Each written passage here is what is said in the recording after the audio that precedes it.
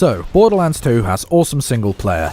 It works really well despite the game being pretty much made for co-op, and for the most part single player was the focus of our review.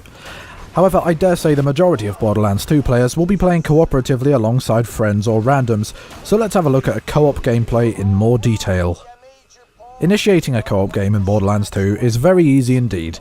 If you're okay with playing with people you don't know, then you can select Quick Match, and the matchmaking system will analyse your progress through the game and try to match you up with people on a similar level and similar quest progression to you. Most of the time it was successful in connecting me to other players on a similar level, but it does take a little while and the match it makes is not always ideal.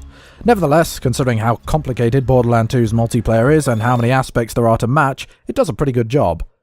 If you want a little more control, then you can choose from a list of suggested games. There's no server browser as such, as Borderlands 2 uses peer-to-peer, that is, one of the players acts as a host, through which all the others connect. This isn't all that useful though. The list doesn't give very many details about the game, only the host and their level, the active quest, the number of players, and the quality of the connection.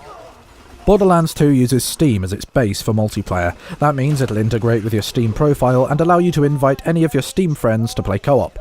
It also means that multiplayer is usually fairly stable.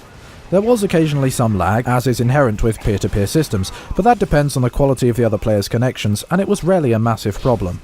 So on a technical level, Borderlands 2's co-op is pretty sound. But what about gameplay? Well, it's very much the same as single player, and that's certainly no bad thing. Everything handles the same way, you keep all your weapons and items and levels and skills and stuff, and it's still one of the funniest games to come out in a long time.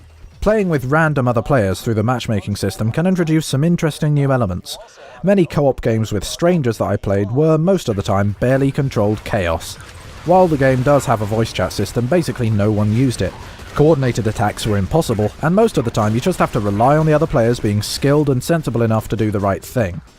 To be honest though, that is what usually happened, and when it was especially chaotic, my god it was fun. Unlike so many other multiplayer games I've played, dying didn't seem to piss people off. They just took it in their stride and revived me for 100 free XP, or jovially carried on fighting and politely waited for me to catch up from the new U station. It was really cool. Not that that happened much though.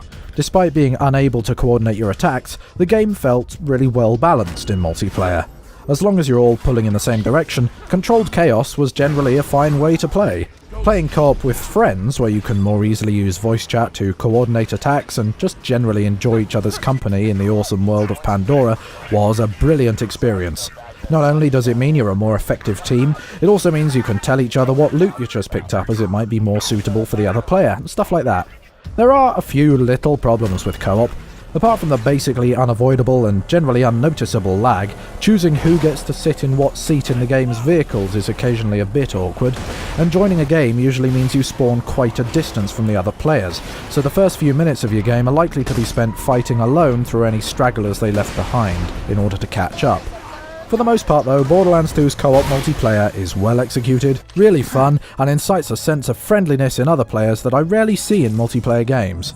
You can, as ever, pick Borderlands 2 up for cheaps at ugkeys.com.